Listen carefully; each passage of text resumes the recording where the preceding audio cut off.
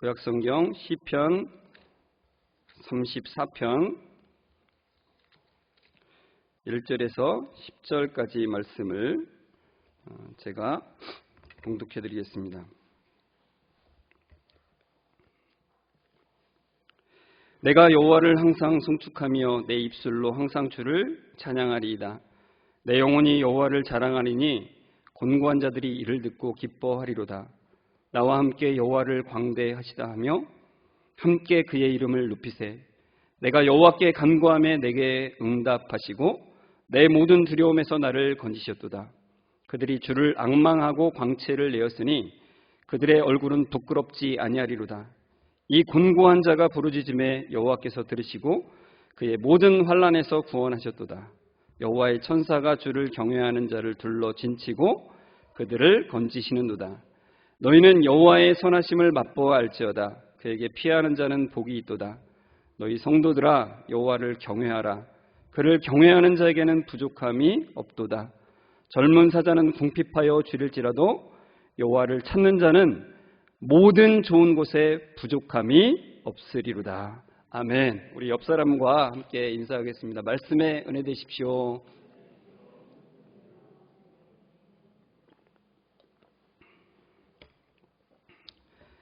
네, 오늘 말씀의 제목은 비참한 상황에서도 내 영혼이 여호와를 자랑하리니입니다.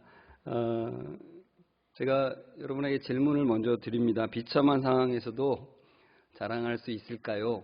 이렇게 질문을 좀 먼저 드려봅니다.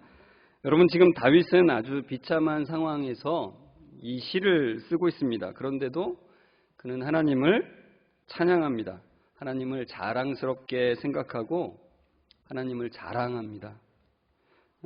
여러분, 우리가 비참한 상황 가운데 있는데 진짜 하나님을 자랑스럽게 생각할 수 있을까요? 참 쉽지는 않습니다. 제가 아는 어떤 분이 자기가 믿음이 없을 때 자기 딸이 참 고치기 힘든 병에 걸려서 참 많은 병원비를 쓰면서 고치려고 애썼지만 애쓰다가 딸아이는 죽고 재산을 많이 날아가서 거의 없는 상태가 됐는데 신을 믿지 않는 자기 자신도 그 신을 향해서 삿대질을 하고 있는 자기를 발견했대요. 왜 내가 신을 믿지 않는데 왜 내가 하늘을 향해서 삿대질을 하고 있나라는 생각이 들었답니다. 내가 뭘 어쨌길래 나를 이 지경까지 만들었냐고 그 알 수 없는 신에게 그렇게 원망을 했다는 거죠. 근데 제가 그 얘기를 들으면서 참 하나님의 자녀인 우리는 어떨까? 하나님의 자녀인 우리는 과연 내가 비참한 상황에서도 하나님을 자랑스럽게 여기고 과연 기뻐할 수 있을까라고 하는 생각이 듭니다. 참 기뻐하기 쉽지 않겠죠. 자랑하기 쉽지 않습니다. 근데 성경을 통해서 하나님이 어떤 분이신가를 제대로 아는가 모르는가에 사실은 그 판가름이 달려 있다는 것입니다. 그러니까 우리에게 어려운 일이 닥쳤을 때 좀 좌절하고 원망으로 이 세상의 어려움들을 보낼 것인가, 아니면 내가 하나님 안에서 그 어떠한 상황 가운데도 하나님을 자랑하고 하나님 안에서 기뻐할 것인가. 그게 바로 하나님을 소개하는 이 성경에 그 하나님을 어떻게 아느냐에 달려 있다는 것입니다. 여러분, 시편 34편을 우리가 좀 전에 읽었는데 다윗은 분명히 비참한 상황에서 하나님을 자랑했습니다. 근데 이것이 과연 다윗의 특별한 찬양인지, 다윗만의 찬양인지, 아니면 모든 크리스찬들이 가져야 될 특징인 것인지 우리가 시편 34편을 통해서 함께 살펴보았으면 좋겠습니다. 여러분, 이 시편 34편의 표제에는 이렇게 돼 있죠. 다윗이 아비멜렉 앞에서 미친 채 하다가 쫓겨나서 지은 시. 다윗은 사울 왕을 피해서 도망다니고 있었습니다. 왜냐하면 사울이 다윗을 죽이려고 했기 때문에. 왜요? 다윗이 자기의 왕위를 뺏을 것이라고 생각을 하는 거예요. 그러니까 다윗을 반역죄로 몰아서 그를 죽이려고 하고 있습니다. 그러니 여러분, 그 나라의 왕이 자기를 쫓아오느니 어디로 숨을 데가 있겠습니까? 그래서 결국 다윗은 블레셋으로 망명하는 길을 택합니다. 그래서 가드왕, 블레셋의 가드왕 아기스에게 이제 가는데, 이제 여기 시편 34편에는 아비멜렉이라고 나오잖아요. 이 아비멜렉은 이제 블레셋 왕의 총칭이에요. 그러니까 그 아기스 왕이 또 한편으로는 아비멜렉이라고 부를 수 있는 거죠. 그런데 이제 이 아기스의 부하들이 다윗을 알아봅니다. 다윗이 골리앗을 죽이고 수많은 블레셋 사람들을 죽인 원수라는 것을 그 자리에서 말하죠. 그러니까 잘못하면은 그 자리에서 죽게 생긴 거예요. 사울을 피해서, 사울을 두려워해서 이곳으로 도망왔는데 더 커다란 두려움이 이 앞에 있습니다. 잘못하면 거기서 그냥 목이 댕강 날아갈 상황이 된 거예요. 그때 다윗이 어떻게 했습니까? 저기 이제 사무엘상 21장 12, 13절 제가 보여드리고 있는데 이렇게 돼 있죠. 다윗이 이 말을 그의 마음에 두고 가드왕 아기스를 심히 두려워하여 그들 앞에서 그의 행동을 변하여 미친 채하고 대문짝에 그적거리며 침을 수염에 흘리매. 한번 여러분 생각해 보십시오. 자기가 여기서 가만히 있다가는 죽게 생기니까 미친 척을 하는 겁니다. 그러면서 미친 척을 어떻게 하냐면 대문짝을 그적거린대요. 대문짝을 이렇게 지 긁는 거죠. 그것도 눈빛도 돌아간 채로 해야 되지 않겠습니까? 그리고 수염에 침을 질질 흘린 겁니다. 나 미친놈이에요. 이것을 어떻게 하면 보여줄까 뭐 순간적으로 생각을 했겠죠. 그래서 눈을 지 긁으면서 침을 질질 흘리는 겁니다. 그러니까 아기스가 보고서는 야, 우리나라에 미친놈이 없어서 저런 놈을 데려왔냐고, 그리고서는 빨리 내쫓으라고 그렇게 하는 거죠. 근데 여러분, 사실 이 자리에서 살아나오기는 쉽지 않았는데 다윗이 살아나왔어요. 참 그것만 해도 감사하긴 하지만 제가 다윗의 심정을 한번 생각해 봤습니다. 어땠을까? 아, 내가 이렇게 해서까지 내가 살아야 될까? 하나님, 제가 어디까지 내려가야 됩니까? 하나님, 나의 밑바닥은 도대체 어디입니까? 왕이 될 거라고 나를 세웠는데 도대체 어떤 비참함 가운데 내가 내려가야 끝입니까? 이렇게 생각하지 않겠습니까?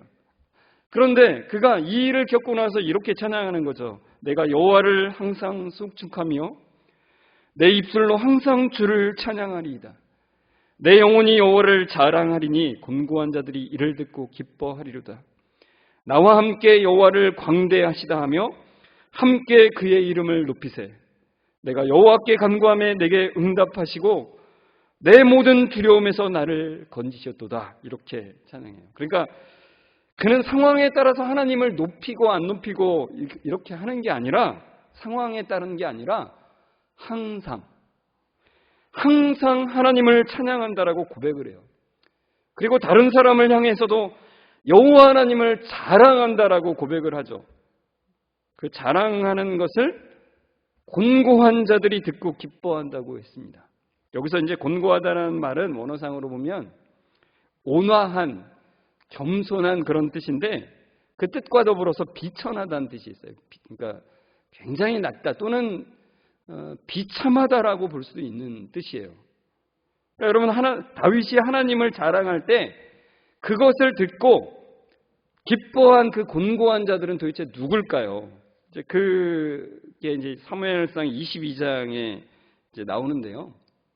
사무엘상 22장 1절에서 2절에 보면 이렇게 나와 있습니다. 그러므로 다윗이 그곳을 떠나 아둘람굴로 도망하며 그의 형제와 아버지의 온 집이 듣고 그리로 내려가서 그에게 이르렀고 환난당한 모든 자와 빚진 모든 자와 마음이 원통한 자가 다 그에게로 모였고 그는 그들의 우두머리가 되었는데 그와 함께 한 자가 400명 가량이었더라.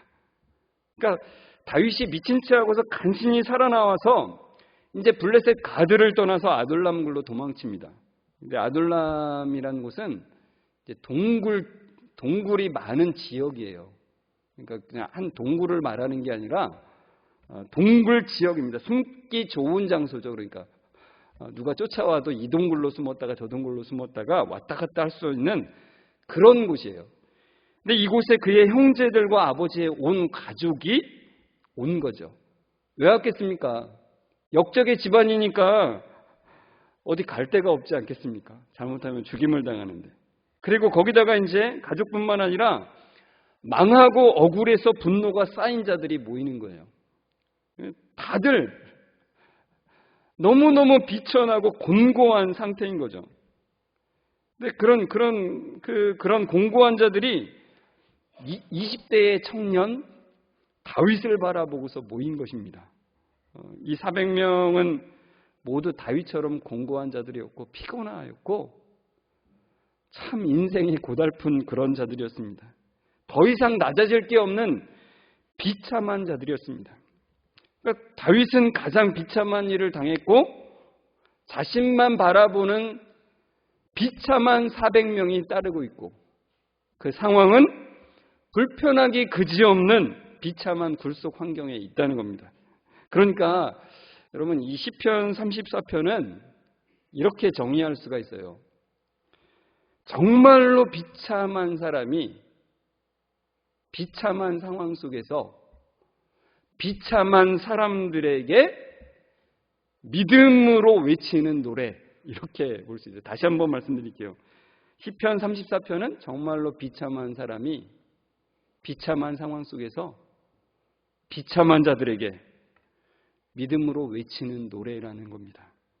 이렇게 외치면서 고백을 하는데요. 제가 한번 이렇게 그 시편 34편 1절에서 4절을 이렇게 좀 정리를 해봤습니다. 제가 읽어드릴게요. 나는 그 어떤 상황과 관계없이 주 여호와 하나님을 항상 찬양합니다.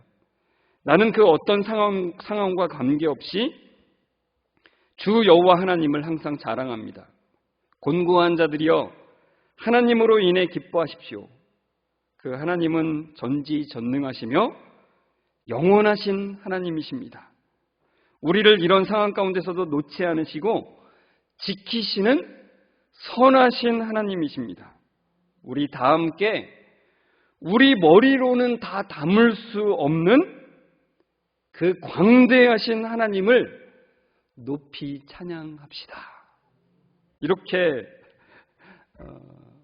사람들에게 말하는 거예요. 그러니까 한 명의 곤고한 사람이 이렇게 하나님을 찬양하니까 함께 곤고함을 겪는 그 400명이 같이 합창으로 하나님을 찬양하는 거죠. 참 놀랍지 않습니까? 여러분, 우리 보통 간증 그러면은 뭐가 잘 됐을 때 간증하잖아요. 그죠? 하나님이 나를 고쳐주셨어. 하나님이 정말로 어려운데 그거를 해결해 주셨어. 우리 집이 없었는데 집을 주셨어. 뭐 이러면서 간증을 하잖아요. 그런데 여러분 여기서는 비참한데 간증을 하는 거예요. 비참한데. 이게 세상 사람들의 논리로는 도저히 상상할 수도 없고 이해할 수도 없는 그런 거죠. 그러니까 여러분 우리의 간증은 사실은 우리의 눈으로 보기에 잘 되는 것만 간증하는 게 아니라 사람들이 보기에는 안 좋지만 그 가운데 역사하시는 하나님을 자랑하는 거죠. 우리의 관점이 어디에 있느냐에 사실 달려있는 것입니다. 34편 6절에 보면 이렇게 돼 있죠. 이 곤고한 자가 부르짖음에 여호와께서 들으시고 그의 모든 환난에서 구원하셨도다. 이렇게 말씀합니다. 그러니까 여기서 이제 다윗은 6절에 스스로를 곤고한 자라고 밝혀요. 그러니까 나 정말 이런 상황 너무 좋아. 하나님이 나를 단련하시기 위해서 나 이런 상황 주는 거야. 막 이렇게 말하지 않는다는 겁니다. 그러니까 자기에게 곤고한 상황에 있음을, 내가 환난당하고 힘든 상황에 있음을 고백하는 거죠. 죽을 것 같은 그런 마음이 들어요. 그러나 그 곤고한 자를 붙잡고 계시는 그 하나님을 바라보고 있다라고 고백하는 것입니다. 그러면서 8절에 이렇게 고백하죠. 너희는 여호와의 선하심을 맛보아 알지어다. 그러니까 이 말은 그 곤고한 400명에게 말하기 전에 자기 스스로가 먼저 어떻게 해요? 그 하나님의 선하심을 맛봤다는 얘기입니다. 여러분, 맛보았다는 얘기가 참 어떻게 보면 재밌는 표현 아닙니까? 음식을 맛보는 것처럼. 여러분, 우리가 음식을 보는 것만으로도 좋지만 계속 보고 있으면 고문이잖아요. 그것을 맛봐야지. 그래야 진짜 그 맛을 알고 경험하는 거죠. 마찬가지로 하나님이 선하시다라고 우리가 말만 하고 선하셔 좋아 그냥 좋대 이렇게만 생각만 하고 그 좋으심을 경험하지 못하고 있다면 정말 불행한 것 아니겠습니까? 그런데 다윗은 하나님의 선하심을 경험했대요. 직접 그 하나님이 얼마나 좋은 분인지를 가장 비참한 순간에 가장 크게 경험했다라고 그렇게 고백하고 있는 거예요. 여러분, 알라딘의 램프를 아시죠? 알라딘이 램프를 이렇게 손으로 문지르면은 진이라고 하는 요정이 나타나죠. 그죠? 얼마나 좋습니까? 나오면은 내 소원을 들어줘요. 얼마나 좋겠습니까? 내 소원을 그때마다 들어주니까. 과연 알라딘은 어떻게 살았을까? 막 그런 궁금함이 있어요. 나 계속 그런 소원을 들어주는 지니가 있으면 알라딘은 어떻게 살까? 좋았을까요? 좋았겠죠. 근데 그러면 여러분, 우리가 하나님이 좋으신 분이라고 하는 것, 선하신 분이라고 하는 것이 과연 이 알라딘의 램프와 똑같은 것인가? 우리는 때로는 그런 혼동을 갖게 되죠. 내가 기도한 대로 하나님이 들어줄 때 그것이 좋으신 하나님이 아닌가라는 생각이 들어요. 내가 너무나 비참하고 어려운 상황 가운데 있으면은 하나님은 뭐 하시는 걸까? 하나님이 좋으신 분이 맞을까? 이런 생각이 드는 겁니다. 근데 여러분, 만약에 하나님이 지니처럼 우리의 소원을 계속 들어주는 분이라고 한다면 여러분, 지니는 알라딘의 하인이지 경외의 대상은 아니에요. 마찬가지로 하나님이 지니와 같다면 여러분, 하나님이 우리의 경외의 대상이 되시겠습니까? 내 종으로 부리는 거죠. 그러니까 여러분, 지니가 그냥 좋다면 하나님은 진짜로 좋으신 분이에요. 이 진짜로 좋으신 분이라는 것은 내 소원을 무조건 들어주시는 분이 아니라는 것입니다. 우리에게 가장 합당하게 우리의 지각을 뛰어넘어서 우리의 생각으로는 이때 주시면 좋겠는데 하나님은 결코 그러지 않으세요. 우리의 바람대로 주시면 그것이 최상이 아닌 것을 너무나 잘 아시기 때문에 가장 최상의 때에 가장 좋은 것으로 허락하시는 분이시라는 겁니다. 그렇기 때문에 하나님이 진짜 좋으신 분이라는 거예요. 진이와는 차원이 다른 거죠. 정말로 좋으신 분. 인격을 가지고 계시고 그 인격적인 교제를 통해서 우리에게 주시기를 원하시는 가장 좋으신 하나님이시라는 것입니다. 그러니까 여러분, 우리가 보기에는 우리의 상황이 가장 비참하게 보이고 도대체 왜 이런 일이 벌어졌는지를 도대체 알 수가 없을 때에도 우리가 보기에는 최상이 아니어도 하나님이 보시기에는 그것이 최상이기 때문에 그것을 허용하신다는 것입니다. 로마서에 이렇게 말씀합니다. 로마서 5장 3절 4절입니다. 다만 이뿐 아니라 우리가 환난 중에도 즐거워하나니 이는 환난은 인내를, 인내는 연단을, 연단은 소망을 이루는 줄 알미로다. 여러분, 환난 중에도 즐거워할 수 있겠습니까? 우리 힘으로는 안 되죠. 그죠? 여러분, 환난 중에도 즐거워한다는 것은 환난에도 불구하고 즐거워한다는 말도 아니고 환난이 끝날 것을 바라보면서 즐거워한다는 말도 아니고요. 환난 속에서 즐거워한다는 말입니다. 어떻게 환난 속에서 즐거워할 수 있을까요? 바로 이 말씀에 이렇게 되어 있죠. 환난이 인내를, 인내는 연단을, 연단은 소망을 이루시는 그 하나님의 손길을 보기 때문에 환난 속에서 즐거워할 수 있다는 겁니다. 그 환난 속에서 여전히 일하시는 하나님의 선하신 손길을 보기 때문에, 때로는 그 손길이 보이지 않지만 그 손길이 있음을 믿기 때문에 환난 속에서 즐거워할 수 있다는 말입니다. 여러분, 환난이라고 하는 상황에 집중하지 않고 그 상황 속에서도 여전히 우리를 사랑하셔서 진정으로 우리가 잘되게 이끌어 주시는, 진정으로 잘되게 우리를 만들어 가시는 그 하나님의 사랑의 손길이 있다는 것을 믿기 때문에 환난 속에서도 즐거워할 수 있는 것입니다. 이것은 도저히 세상의 관점으로는 이해할 수가 없는 거예요. 그렇지 않습니까? 어떻게 환난 속에서 즐거워해요? 말도 안 되는 얘기죠. 그러나 하나님을 믿는 사람들에게는 이것이 가능해지는 일이 있다는 것입니다. 그 손길을 보기 때문에, 그 손길을 믿기 때문에, 그 손길을 직접 경험하기 때문에 그렇다는 것입니다. 여러분, 시편 34편 4절에서 7절을 보시면은 이 4절과 6절을 먼저 보시면, 4절에 내가 여호와께 간구하며 내게 응답하시고 내 모든 두려움에서 나를 건지셨도다 그래요. 과거형이죠. 6절에도 이 곤고한 자가 부르짖음에 여호와께서 들으시고 그의 모든 환난에서 구원하셨도다. 과거형입니다. 그러니까 하나님의 손길이 일하신 것, 내 삶에서 일하시는 것을 경험한 거예요. 맛본 거예요. 그래서 5절과 7절에 이렇게 고백하는 거예요. 그들이 주를 앙망하고 광채를 내었으니 그들의 얼굴은 부끄럽지 아니하리로다. 여호와의 천사가 주를 경외하는 자를 둘러진치고 그들을 건지시는도다.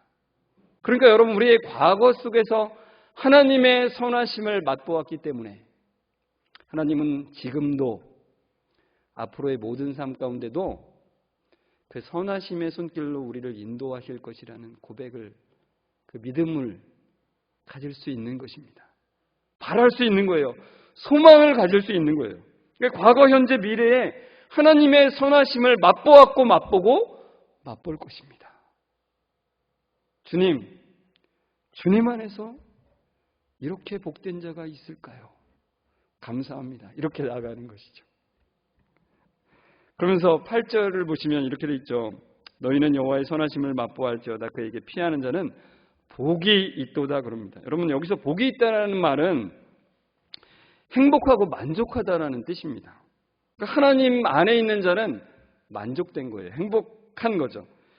여러분, 다윗은 곤고하지만 그 하나님 안에 있기 때문에 행복한 자다. 하나님, 저는 하나님 안에 있어서 행복한 자입니다. 이렇게 고백하는 거죠. 하나님은 선하신 하나님이시기 때문에 그것을 맛본 자, 경험한 자는 행복한 거예요. 여러분, 이 세상에 어떤 것으로 여러분이 행복하시려고 지금 애쓰고 계십니까? 하나님의 선하심을 맛본 자는 진짜 행복한 자입니다. 잠깐만 행복하고 말 것이 아니라 영원히. 하나님의 선하심을 맛본 자는 그렇습니다. 그러니까 이것은 무슨 말씀이냐면 결국 하나님이 행복의 조건 그 자체란 말이에요. 하나님이 우리의 행복의 조건이 되십니다. 여러분, 전지전능하고 영원하신 하나님이 변덕이 심하고 장난하고 공정하지 않다면 어떨까요? 그의 다스리심을 받는 사람들은 참 불행한 겁니다. 그런데 전능하시고 영원하신 그 하나님이 참으로 선하시대요. 정말로 우리가 잘 되기를 바라하신대요. 변덕스럽지 않고 늘 신실한 손길로 우리의 삶을 만지고 계시대요. 그러니 얼마나 그 다스리심을 받는 사람들은 행복한 것입니까? 참 좋으신 하나님이시라는 겁니다. 여러분, 그렇기 때문에 우리는 상황 때문이 아니라 선하신 하나님 때문에 행복한 것입니다. 그렇지 않습니까? 여러분 3, 4편 9절과 10절을 보시면 이렇게 되어 있습니다. 너희 성도들아 여호와를 경외하라. 그를 경외하는 자에게는 부족함이 없도다. 젊은 사자는 궁핍하여 줄일지라도 여호와를 찾는 자는 모든 좋은 곳에 부족함이 없으리로다. 여러분 젊은 사자는 궁핍하여 줄일지라도, 여러분 젊은 사자가 굶겠습니까? 굶지 않죠. 그저 얼마나 쌩쌩하게 달려가서 자기의 먹잇감을 잡는지 몰라요. 그러나 가끔 젊은 사자도 굶는 때가 있대요. 그러나 여호와를 찾는 자는 모든 좋은 곳에 부족함이 없다고 고백합니다. 여러분 젊은 사자가 배고플지라도 여호와를 경외하는 자에게는 부족함이 없답니다. 부족함이 없으리로다. 너무 익숙한 말씀이죠. 시편 23편 말씀을 우리가 같이 봤었는데 이렇게 돼 있죠. 여호와는 나의 목자시니 내게 부족함이 없으리로다. 4절에 보면 내가 사망의 음침한 골짜기로 다닐지라도 해를 두려워하지 않을 것은 주께서 나와 함께 하심이라. 주의 지팡이와 막대기가 나를 안위하시나이다. 그럼 다윗은 어떠한 상황이 채워져서 부족함이 없는 게 아니라 여호와께서 나의 목자이시기 때문에 부족함이 없다고 고백합니다. 분명히 부족함이 없다고 했는데 사망의 음침한 골짜기로 다닌대요. 그러나 사망의 음침한 골짜기를 다녀도 그 사랑의 손길은 여전해요. 주의 막대기와 지팡이가 나를 안위하신다고, 나를 지키신다고, 나와 함께 하신다고 고백하는 것입니다. 그러면서 6절에 보시면은 내 평생의 선하심과 인자하심이 반드시 나를 따르니니 내가 여호와의 집에 영원히 살리로다. 저 사진을 3주째 보여드리고 있습니다. 제가 미사일 부대에서 근무한 것을 굉장히 강조하고 있습니다. 그죠? 근데 그것보다 중요한 건 미사일은 목표물을 놓칠지라도 우리 하나님의 선하심과 인자하심은 결코 우리를 놓치지 않으신다는 거예요. 여기에 선하심은 토브라고 하는 단어이고 인자하심은 헤셋인데 이 두 단어는 굉장히 깊은 연관을 가지고 있어요. 그러니까 하나님이 선하시다라고 하는, 좋으신 분이다라고 하는 그 말의 핵심에는 그 인자하심이 있는 거예요. 그 헤세드. 근데 그 헤세드가 뭐라고 했습니까? 언약적 사랑이라고 했어요. 그러니까 언약에 근거한 사랑. 언약적 사랑이라는 것은 무엇이냐면은 하는 것을 봐서 사랑한다는 게 아니에요. 그러니까 사랑하신다고 맹세를 하시고 그 맹세에 근거해서 변함없이 실패 없이 늘 신실하게 사랑하신다는 말씀입니다. 그러니까 예를 들자면 이런 거예요. 제가 제 아들한테 제가 약속을 가끔 주거든요. 아들아, 뭐 해줄게, 뭐 사줄게, 이렇게 제가 약속을 줘요. 근데 약속을 주다 보니까 부모로서 못 지킬 때가 있어요. 그렇지 않습니까? 그러다 보니까 제가 약간 꾀가 나죠. 그래서 그럴 때는 뭐라 그래요? 네가 하는 거 봐서, 네가 하는 거 봐서 줄게. 이렇게 자꾸 제가 되더라고요. 저도 모르게 그렇게 되더라고요. 그런데 하나님은 우리에게 너가 하는 거 봐서 준다고 하시지 않고, 너가 하는 거 봐서 내가 그렇게 할게 하지 않으시고, 하나님이 맹세의 약속으로 자신을 묶으시는 거예요. 그게 참 놀라운 거죠. 왜 그렇게 하시냐면 우리가 눈치를 보면서 살아가지 않게 하시는 거예요. 확신을 가지고 하나님이 우리에게 약속을 주신 그 약속을 붙잡고 확신을 가지고 살아가게 하시는 거예요. 그러니까 이 확신이 없는 사람은 참 불행한 사람인 겁니다. 늘 내가 천국에 가는 걸까? 그러니까 어떤 때는 내가 되게 열심히 하면은 천국에 가는 사람 같아요. 그런데 어떤 때 내가 죄를 짓고 죄책감이 들고 열심히 하지 않고 나태해지고 영적으로 뭔가 다운돼 있으면 나는 천국 갈 사람 아닌가 봐. 나는 하나님의 자녀가 아닌가 봐. 나는 하나님의 사랑을 받지 않는 자인가 봐. 이렇게 자꾸 왔다 갔다 하는 거죠. 그러나 하나님은 우리가 그렇게 왔다 갔다 하기를 원하지 않으시고 확신 가운데 살아가기를 원하신다는 것입니다. 우리가 하는 것에 따라서 하나님의 사랑이 달라지는 게 결코 아니라고 말씀해 주세요. 우리가 하는 것에 따라서 하나님의 복 주시는 것이 바뀌는 것이 아니라는 것을 우리에게 분명하게 말씀하고 계세요. 그 약속을 붙잡고 살아가라고 그렇게 말씀하신다는 것입니다. 제가 시편 119편 말씀을 묵상하다 이런 말씀을 봤어요. 119편 75절인데요. 주께서 나를 괴롭게 하심은 성실하심 때문입니다. 그러니까 쉽게 말하자면은 내가 어려움을 당하는 것은 주님 때문입니다. 이런 거예요.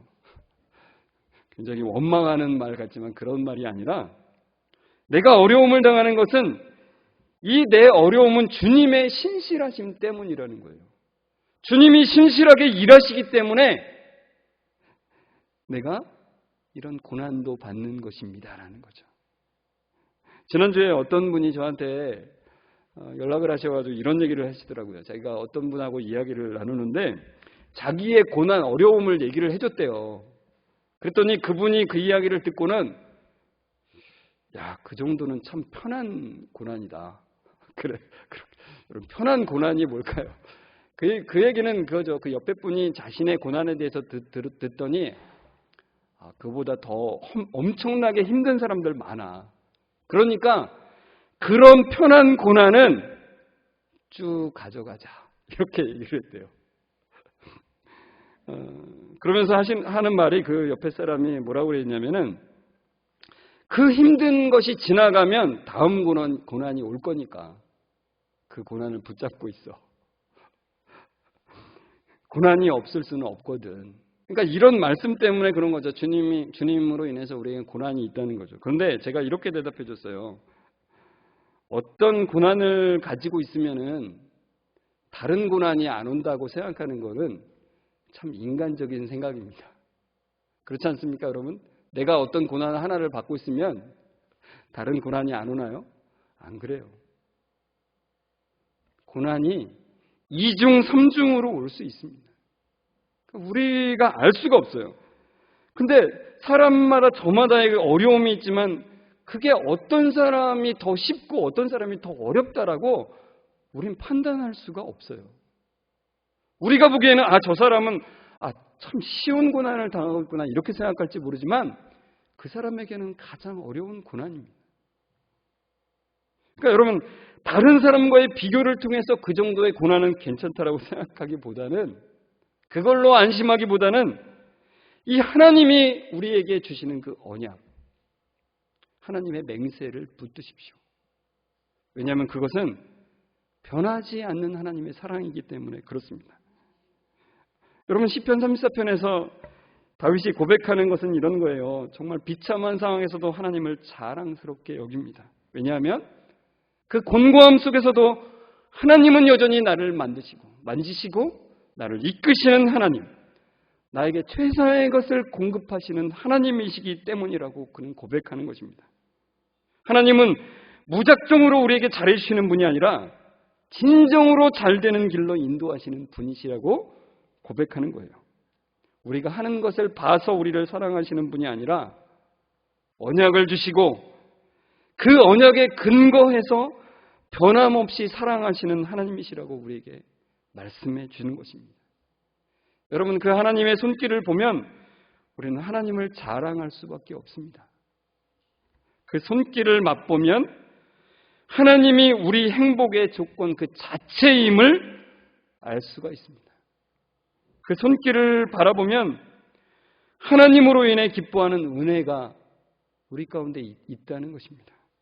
여러분 그 손길을 보고 하나님을 찬양하고 항상 자랑하는 은혜를 누리시길 바랍니다. 여러분 비참함 가운데 하나님을 자랑할 수 있습니까? 우리의 힘으로는 없죠. 저도 제가 지난 한 주간 동안 좀 몸이 좀 안 좋았어요. 여러모로 아프면서 마음적으로도 심적으로도 여러 가지로 힘들더라고요. 하나님, 내가 이 상황에서 주님을 찬양할 수 있습니까? 제가 여쭤봤어요. 상황을 보면 도저히 안 돼요.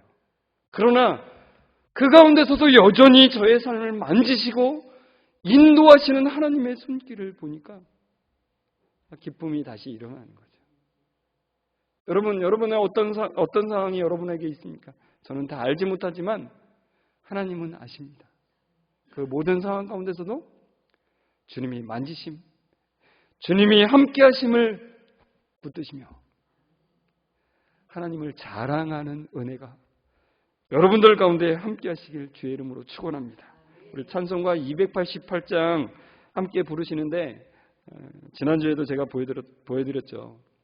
작사가 페니 크로스비라고 하는 분은 94년을 살았어요. 눈을 감은 채로, 눈을 뜨지 못한 채로. 그 의사의 처방, 그래서 잘못돼서 이렇게 됐는데 의사를 원망할 수도 있잖아요. 그러나 원망하지 아니하고 기쁨으로 살았다라고 제가 말씀드렸죠. 왜냐하면 하나님이 이 페니 크로스비에게 베푸신 그 선하심을 그녀는 맛보았기 때문입니다. 여러분, 예수 안에서 하나님의 자녀가 된 자들은 그 어떠한 상황이든지 하늘의 영광을 누린다라고 이렇게 찬송하고 있어요.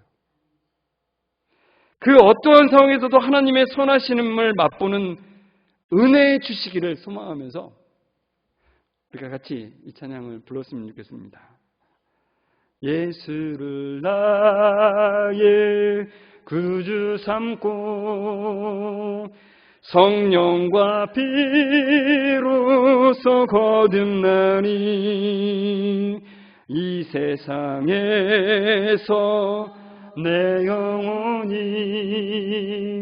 하늘의 영광 누리로다. 이것이 나의 간증이요, 이것이 나의 찬송일세. 나 사는 동안 끊임없이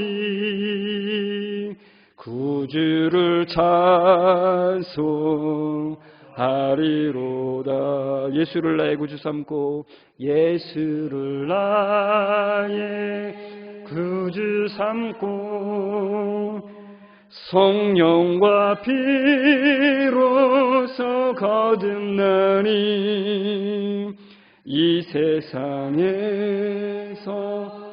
내 영혼이 하늘의 영광 누리로다. 이것이 나의 간증이요, 이것이 나의 찬송일세. 나 사는 동안 끊임없이 구주를 찬송하리로다.